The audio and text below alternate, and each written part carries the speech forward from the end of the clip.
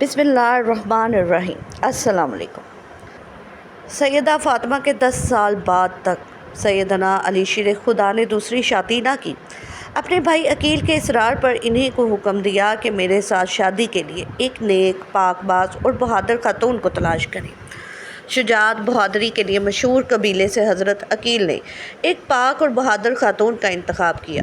خدا کی کرنی ایسی کہ ان کا نام بھی فاطمہ تھا، بعد میں ام البنین کے لقب سے مشہور ہوئی۔ حضرت سیدنا علی کو اللہ پاک نے ام البنین کے بطن سے 4 بیٹے عطا فرمائے جو چاروں ہی میدان کربلا میں شہید ہوئے۔ ان بہادر بچوں میں سب سے جری اور طاقتور کو دنیا عباس کے نام سے جانتی ہے۔ حضرت عباس چاروں میں سب سے بڑے تھے۔ وہ کیسے بہادری اور صبر کا پہاڑ ثابت نہ ہوتے کہ جن کے والد شیر خدا اور ماں بنو کلابیہ کے مشہور تیر انداز تھی۔ حضرت عباس 4 شعبان 26 ہجری کو مدینہ منورہ میں پیدا ہوئے۔ امیر المومنین حضرت علی کبھی کبھی جناب عباس کو اپنی گود میں بٹھاتے تھے اور ان کی آستین کو پیچھے الٹ کر بوسہ دیتے تھے اور آنسو بہاتے تھے۔ ایک دن ان کی ماں ام البنین اس ماجرے کو دیکھ رہی تھی۔ حضرت علی نے فرمایا، یہ ہاتھ اپنے بھائی حسین کی مدد اور نصرت میں کاٹے جائیں گے، میں اس دن کے لیے آنسو بہا رہا ہوں۔ جناب عباس نے حسنین کریمین کے ساتھ تربیت پائی۔ جب آپ جوان ہوئے تو لوگ آپ کی دانش مندی، کمالات اور بہادری کی مثالیں دیتے نہ تھکتے۔ جب حضرت علی شہید ہوئے تو آپ اس وقت 14 سال کے تھے۔ اس عظیم صدمے کو برداشت کیا اور جنازے کو رات میں دفن کیا۔ بس اس دن سے حضرت عباس کے امتحان شروع ہو گئے جو سب کے سب انہوں نے ہمت اور صبر سے برداشت کیے۔ آخر کو آپ نے وہ دن بھی دیکھا جب حضرت امام حسن کو زہر دے کر شہید کر دیا گیا۔ آپ کا جنازہ بھی صحیح طرح سے نہ پڑھنے دیا گیا، لیکن یہ سب بھی ایک بہادر باپ کے بہادر بیٹے نے صرف اس لیے برداشت کیا کہ حضرت حسین نے انہیں یہ کہہ کر منع کر دیا کہ عباس ابھی جنگ کا وقت نہیں ہے۔ جناب عباس کی شادی عبداللہ بن عباس کی بیٹی لبابہ سے ہوئی، جن سے اللہ پاک نے انہیں 2 بیٹے عبید اللہ اور فضل عطا فرمائے۔ آپ ہمیشہ حضرت امام حسین کے شانہ بشانہ رہے، بلکہ حضرت عباس ہمیشہ بنو ہاشم کے 30 نوجوانوں کا حلقہ بنا کر حضرت امام حسین کی حفاظت کے لیے ان کے ساتھ رہتے تھے۔ آپ نے ہمیشہ اپنے آپ کو حضرت حسین کا غلام بنا کر پیش کیا، نہ کہ بھائی۔ یہاں تک کہ کربلا کے میدان میں بھی آپ نے اپنی غلامی اور وفا کا مظاہرہ کیا۔ ابن زیاد جانتے تھے کہ جب تک عباس کربلا کے خیموں میں موجود ہیں ہم ان تک نہیں پہنچ سکتے، اس لیے اس نے ایک چال چلی کہ شمر ملعون کو 4000 سپاہی دے کر حضرت عباس کے پاس بھیجا۔ شمر نے حضرت عباس کو کہا کہ میں ابن زیاد کی طرف سے عباس تمہارے اور تمہارے بھائیوں کے لیے امان نامہ لکھوا لایا، اس لیے تم یہاں سے جا سکتے ہو۔ بس یہ سننا تھا کہ حضرت عباس کا چہرہ مبارک سرخ ہو گیا۔ آپ نے امان نامہ پکڑا اور اس کے ٹکڑے کر دیے۔ فرمایا کہ ہمت ہے تو مجھ سے مقابلہ کرو، تم لوگ چاہتے ہو کہ میں نواسہ رسول سے غداری کروں۔ چنانچہ شمر اور ابن زیاد اپنے مقصد میں کامیاب نہ ہو سکے۔ پھر کربلا کے میدان میں جب باری باری سب شہادتیں پیش کرتے رہے تو حضرت عباس نواسہ رسول عرض کرتے ہیں، آقا حسین اب مجھے بھی اجازت دیں میں ان یزیدیوں کو جہنم وصل کروں۔ لیکن حضرت حسین فرماتے ہیں کہ عباس یہاں شجاعت کا امتحان نہیں بلکہ ہمارے صبر کا امتحان ہے۔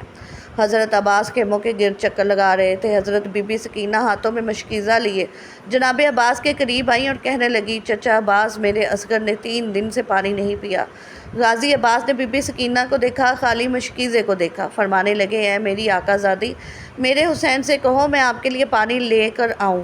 بس بی بی سکینہ حضرت عباس کو لے کر امام حسین کے پاس آتی ہیں اور فرماتی ہیں، اے ابا، چچا کو اجازت دو وہ نہر سے پانی لے کر آئیں۔ حضرت امام حسین نے غازی عباس کے چہرے کو دیکھا اور ایک آنکھ بڑی، فرمایا، سکینہ عباس جاؤ میری بہن زینب کے پاس، اگر میری بہن عباس کو اجازت دیتی ہے تو عباس تم چلے جانا۔ حضرت عباس معصوم، سکینہ اور حضرت زینب کے خیمے کے قریب آئے۔ جب بی بی زینب حضرت سکینہ کی معصومیت کو دیکھتی ہیں تو یہ کہہ کر حضرت عباس نہر سے پانی لانے کی اجازت دیتی ہیں کہ میرے بابا نے وصیت کی تھی، زینب شام کی گلیوں میں جب ہاتھوں کو رسیاں باندھے تمہیں لے جایا جائے تو اس وقت صبر کا دامن ہاتھ سے نہ چھوڑنا، اور میں کہا کرتی تھی کہ جس کا عباس جیسا شیر بھائی کوئی اس کو گرفتار بھی کر سکتا ہے بھلا۔ حضرت عباس پانی کے مشق لیے گھوڑے پر سوار ہوتے ہیں، ایک ہاتھ میں علم اٹھاتے ہیں اور نہر کی طرف بڑھنے لگتے ہیں۔ تاریخ طبرہ میں حضرت محمد بن جرید طبری لکھتے ہیں کہ حضرت عباس دریائے فرات کی طرف مشکیزہ اور ننگی تلوار لے کر نکلتے ہیں تو اس وقت عمرو بن الحجاج 500 یزیدی فوجیوں کے ساتھ دریا پر پہرا دے رہا تھا۔ کربلا کا تپتا صحرا تھا، سورج اپنی آب و تاب سے چمک رہا تھا۔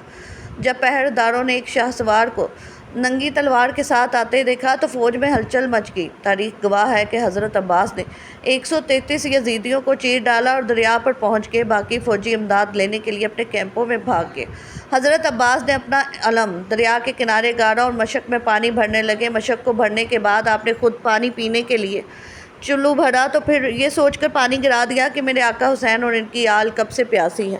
اللہ اکبر۔ دوستو، عباس سے وفادار شخص اس دنیا میں پھر اپنے سوچا کہ اپنے گھوڑے کو پانی پلاتا ہوں، لیکن گھوڑا بھی وفادار تھا، اس نے پانی نہ پیا۔ اتنی دیر میں عمرو اپنی فوج کی دوبارہ صفہ بندی کرتا ہے اور پیچھے اور سپاہی مدد کے لیے آ جاتے ہیں۔ حضرت عباس مشکیزیں اٹھائے گھوڑے پر سوار ہوتے ہیں۔ اتنے میں ایک تیر ان کے کندھے پر آ کر لگتا ہے۔ حضرت عباس گھوڑے کو خیمے کی طرف دوڑاتے ہیں، سپاہی ان کو گھیر لیتے ہیں اور تیروں کی بچھار کر دیتے ہیں۔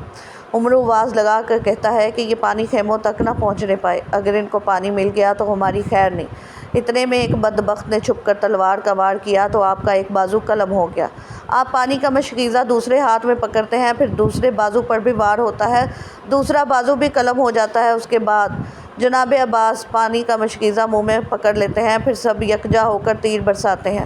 پانی کے مشکیزے کو بھی لگے اور پانی بہہ جاتا ہے۔ جیسے ہی پانی بہتا ہے تو میرے آقا کی آنکھوں میں آنسو آ جاتے ہیں، وہ گھوڑے سے نیچے گر جاتے ہیں، تیروں سے نڈھال ہو جاتے ہیں۔ یزیدی فوج فتح کے نعرے لگاتے ہوئے واپس جاتے ہیں۔ جب امام حسین حضرت عباس کو گرتا دیکھتے ہیں تو وہ ان کی طرف بڑھتے ہیں اور آ کر حضرت عباس کا سر مبارک اپنی گود میں لے لیتے ہیں۔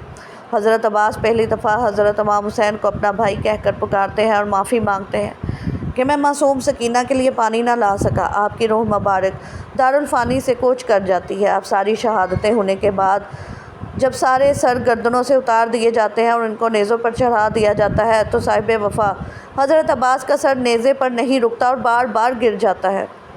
یزیدی فوج پریشان ہو کر حضرت زین العابدین سے پوچھتے ہیں کہ ایسا کیوں ہے، جس پر آپ ایک تاریخی جملہ فرماتے ہیں، میرے چچا نے ساری زندگی حضرت حسین کی برابری نہیں کی تو اب مرنے کے بعد ان کا سر بھی حسین کے سر کے برابر نہیں رک سکتا۔